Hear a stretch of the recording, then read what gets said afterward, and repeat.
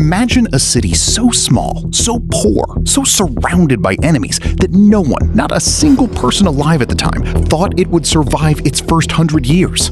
No walls could protect it, no army could match its neighbors. It didn't even control the hill next to it. It had no wealth, no fleet, no famous temples, nothing that made a civilization look permanent. And yet, 700 years later, that same city would rule from Scotland to the Sahara, from Spain to Syria. 1 in 4 human beings on Earth would live under its laws. Its language would survive in half the words you speak today. Its roads, some of them, are still driven on right now, 2,000 years later. This is not the story of an empire that was destined for greatness. Nothing about its beginning suggested that. There was no prophecy that guaranteed it, no god that promised it, no advantage that made it inevitable. This is the story of a city that simply refused to die. Over and over again, when it should have collapsed, it didn't. This is Rome. And this is where it all began.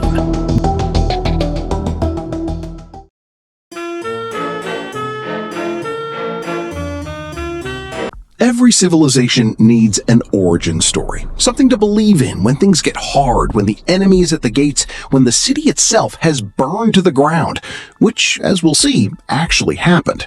Rome's story doesn't start with a king or a general or a great victory. It starts with 2 abandoned babies and a wolf. According to legend, twin brothers named Romulus and Remus were the sons of a god, Mars, god of war, and a princess named Rhea Silvia, a woman who had been forced against her will into becoming a Vestal priestess, sworn to chastity by an uncle who wanted her out of the way of succession. Their great-uncle, a usurper named Amulius, was terrified that if the boys grew up, they would one day take back the throne he had stolen. So he did what desperate, frightened rulers throughout history have done. He ordered the infants killed. A servant was told to drown them in the Tiber River. They should have died that day. Instead, the story goes, the river was flooding, and the basket carrying the twins washed ashore instead of sinking. And there, at the base of a fig tree, a she-wolf found them. And instead of killing them, the natural, expected thing for a wild predator to do, she fed them. Nursed them even, alongside her own cubs, until a shepherd named Faustulus discovered the boys and raised them as his own. Now, here's the interesting part. Historians don't believe a word of this. Not literally, anyway. There was no she-wolf, probably no godfather either. But that's not really the point of a founding myth. The Romans didn't repeat this story for 2,500 years because they thought it was factually true. They told it because of what it meant about who they believed themselves to be. Think about it. A story about survivors instead of chosen ones. About outsiders raised by a wild animal instead of comfortable royalty. About 2 brothers who had every reason in the world to give up before they'd even had a chance to live, and didn't. That was Rome's self-image from day one, baked into its very first legend. We don't win because we're strong. We win because we don't quit. The twins grew up, strong and respected among the shepherds, and eventually decided to build a city together on the hills where they'd been raised. It should have been a triumphant moment. Instead, in a twist that set the tone for the next 1,000 years of Roman politics, the brothers argued over which hill to build on, over who would rule, over a boundary line scratched in the dirt. And Romulus killed his own twin brother. Rome's first act, before it was even a city, before it had a single wall or citizen, was a betrayal between family. Keep that in mind. It's gonna happen again. A lot. Brothers against brothers, generals against the Senate, sons against fathers. This pattern doesn't end with Romulus and Remus. It just gets bigger. Strip away the myth entirely, and here's what historians and archaeologists actually believe happened. Sometime around 753 BC, and remarkably, archaeological digs on the Palatine Hill have found traces of settlement from almost exactly that period. A small community appeared on a hill beside the Tiber River in a region of central Italy called Latium. It was not impressive, let's be honest about that. It was mud brick huts, wooden fences, shepherds and farmers scratching out a living on a hill that offered decent defense and not much else. Compare that to what already existed only a short distance away. The Etruscans, to the north, had wealthy, sophisticated cities with advanced metalworking, their own writing system, elaborate painted tombs, and a culture the Romans would later borrow enormously from. Everything from their alphabet to their gladiatorial games likely started as Etruscan customs. The Greeks, meanwhile, had colonized southern Italy and Sicily with marble temples, philosophy, theater, and some of the most advanced engineering anywhere in the ancient world. And Rome? Rome had a hill, some huts, and a few hundred sheep. It's worth pausing on the Etruscans for a moment because Rome's debt to them is enormous and often overlooked. For roughly a century, Rome was actually ruled by Etruscan kings. The Tarquin dynasty itself was Etruscan in origin. Roman religion borrowed the Etruscan practice of reading omens and the flight of birds and the organs of sacrificed animals. Roman engineering borrowed Etruscan drainage and arch-building techniques. Even the toga, that unmistakable symbol of Roman citizenship, likely began as an Etruscan garment. Rome would later go on to conquer and absorb the Etruscans entirely, but so much of what people call Roman actually walked through the door first as something borrowed. So how do you build a great city out of nothing, with no natural advantages and powerful neighbors on every side? You take the people nobody else wants. Rome's early kings, because yes, before it was ever a republic, Rome was a monarchy for almost 250 years, made a decision that was radical for its time. They declared the settlement an asylum, in the ancient sense of the word, a safe haven. Runaway slaves, criminals fleeing punishment, exiles cast out of their own cities, the poor, the desperate, the unwanted, all of them could come to Rome and simply become Roman citizens. No noble blood required, no questions asked. It sounds almost generous, doesn't it? It wasn't, really. It was ruthlessly practical. Rome needed bodies. It needed farmers, builders, and very soon, soldiers. Because a city surrounded by hostile neighbors cannot survive without an army. And the strategy worked spectacularly. Within a generation, Rome had a very different kind of problem. Too many men, and not nearly enough women to marry them. So the Romans did something that still genuinely shocks people today, something Roman historians themselves would later write about with visible discomfort. During a religious festival, they invited a neighboring tribe called the Sabines to celebrate alongside them. And in the middle of the festivities, without warning, the Roman men seized the unmarried Sabine women and carried them off to be their wives. Let's not soften this. It's a brutal, violent episode by any standard, ancient or modern. War followed almost immediately as the Sabine men marched on Rome to reclaim their daughters and sisters. But here's the strange part of the story, the part the Romans themselves chose to remember and retell for centuries. According to the legend, once the two armies faced each other on the battlefield, it was the Sabine women themselves, now wives, some already with children, who ran between the two sides, begging their fathers and their new husbands to stop the killing.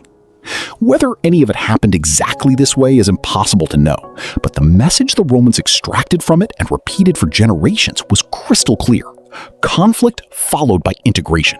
Enemies did not stay enemies forever. Given the chance, they became Romans. That pattern, absorb, don't just conquer, make your former enemy a citizen instead of a corpse, is going to be the single biggest reason Rome eventually rules the known world. More than its legions, more than its roads. Write that down. It matters more than almost any battle we're about to cover in this series. For nearly 250 years after its founding, Rome was ruled by a succession of kings, 7 of them, according to Roman tradition, though the earliest ones are more legend than verified history. Some of them were genuinely effective rulers. One king, Tarquinius Priscus, is credited with building Rome's first great sewer system, the Cloaca Maxima, and remarkably, sections of it still function under the city of Rome to this day, more than 2,500 years later. Another king, Servius Tullius, reorganized Roman society into classes based on wealth, giving even non-noble citizens a formal, if unequal, role in the army and the assemblies. He's also credited with beginning construction of Rome's first great defensive wall. Remains of it, called the Servian Wall, can still be seen today near Rome's central train station, an almost surreal collision of the ancient and the modern in the middle of a bustling city. But the 7th and final king, known to history as Tarquin the Proud, ruled through fear rather than consent. He executed political rivals without trial. He seized land from wealthy families who opposed him. He surrounded himself with an armed bodyguard because even his own allies had grown afraid of him. The breaking point, according to Roman tradition, came around 509 BC, and it came notably not through a battle or a political scheme, but through a private tragedy. The king's own son committed a horrific crime against a noblewoman named Lucretia, the wife of a Roman nobleman. Rather than live with the shame that ancient Roman society would have unfairly placed on her, she took her own life, but not before extracting a promise from her husband and father that they would avenge what had been done to her. Her death did not stay a private matter. Word spread through Rome like fire, and it became the spark for a full-scale revolution, led by a nobleman named Lucius Junius Brutus. Yes, a distant ancestor of the far more famous Brutus you may already know from a much later, much bloodier chapter of Roman history. The people of Rome rose up. They expelled the king and his entire family from the city, and they made a decision that would define Roman identity for the next 500 years. Never again would Rome be ruled by a single man. They tore down the monarchy completely and built something almost unheard of anywhere in the ancient world at that scale, a republic. Power was deliberately split between two annually elected consuls who checked each other's authority, a senate made up of the city's most experienced and respected families, and eventually assemblies where even ordinary citizens had a formal voice and a vote. They were so afraid of ever again living under one man's absolute rule that the very word rex, king, became almost a curse word in Roman political life. 500 years later, this fear was still so deeply embedded in the Roman psyche that it would get a man named Julius Caesar assassinated in the Senate itself for the crime of merely appearing to want that crown back. Rome had just invented, in a moment of grief and outrage, one of its most important exports to the entire modern world. The idea, radical for its time, that political power should never be allowed to rest permanently in one person's hands. But here's what most people get wrong when they picture the early Roman Republic. It was absolutely not a democracy in any sense we'd recognize today, not even close. At first, it was a government run almost entirely by and for the wealthy. Rome divided its entire citizen body into two sharply unequal groups. On one side, the Patricians, a small number of old, land-owning noble families who trace their lineage back to the founding of the city. On the other side, the Plebeians, everyone else, farmers, laborers, craftsmen, and soldiers, the vast, overwhelming majority of the actual population. Only patricians could hold political office. Only patricians could serve as judges, which meant that only they had the authority to interpret Rome's laws. Laws that, in the earliest years of the Republic, weren't even written down anywhere the ordinary plebeian could read them. Try to imagine that for a moment, being legally required to obey rules that you are never permitted to actually see. Marriage between a patrician and a plebeian was even legally forbidden in these early years. The divide wasn't just political, it reached into people's most private lives. For generations, the plebeians paid the taxes that funded Rome's wars, filled the ranks of its armies, and bled in its battles, and yet had almost no meaningful say in how their own city was governed. Eventually, predictably, they had had enough. Around 494 BC, in an event historians now call the First Secession of the Plebs, the plebeian soldiers of Rome's army did something remarkably simple and remarkably effective. They left.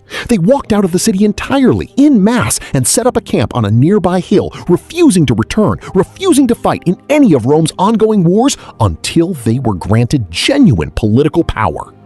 It worked. A city without its plebeian soldiers had no functional army at all, and a city surrounded by enemies cannot survive without one. The patricians, faced with total military collapse, caved. This is the moment the Roman Republic truly, finally became a republic in more than name. The plebeians won the right to elect their own officials, called tribunes, who held the extraordinary power to veto any law they judged unfair to ordinary citizens. Later, around 450 BC, Rome's laws were finally written down for every citizen to see, carved onto 12 bronze tablets and publicly displayed in the Roman Forum for anyone to read. No more secret rules invented quietly by the elite. It wasn't equality, not by a long distance and not for a very long time still to come. The ban on patrician-plebeian marriage, for instance, wouldn't be lifted for several more years yet, but it was the beginning of something the ancient world had barely seen before at this scale: ordinary people successfully forcing their own government to answer to them.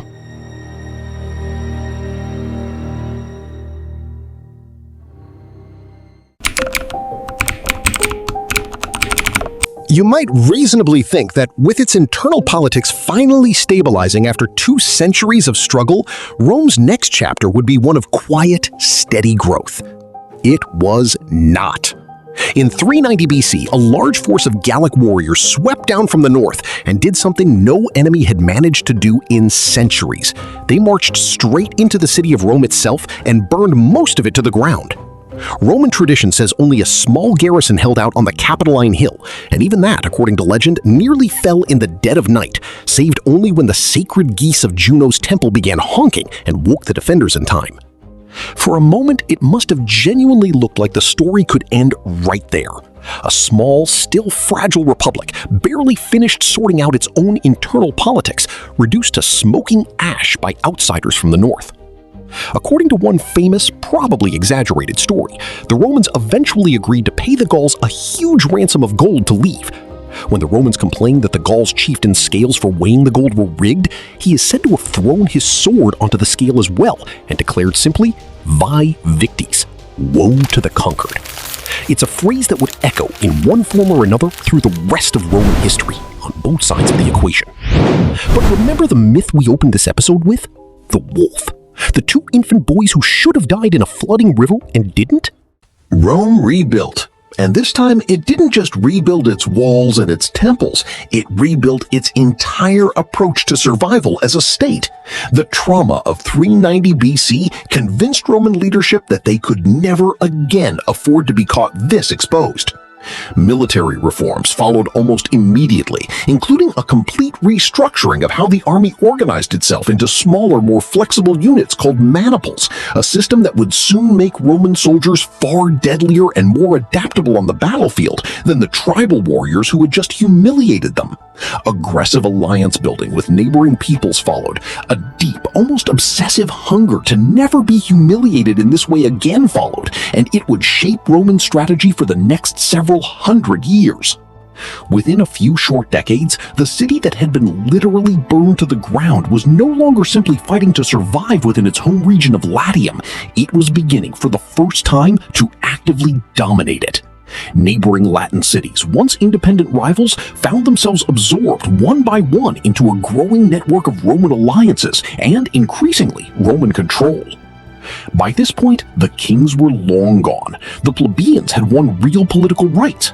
The city itself had been broken and rebuilt and had emerged from that destruction hungrier and more disciplined than before.